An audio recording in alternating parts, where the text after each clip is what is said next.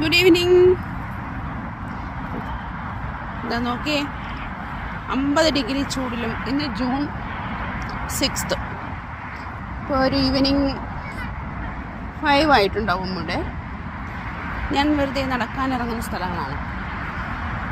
നോക്കൂ, 50 ഡിഗ്രി ചൂടിലും ഈ പൂക്കളൊക്കെ നല്ല പുഷ്പിച്ച് നിൽക്കുകയാണ്.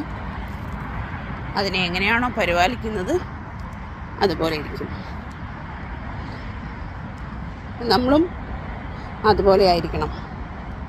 എത്ര വലിയ പ്രതിസന്ധികളുണ്ടായാലും നമ്മളും ഇതുപോലെ തന്നെ നല്ല ഊർജത്തോടു കൂടി തന്നെ നിൽക്കണം.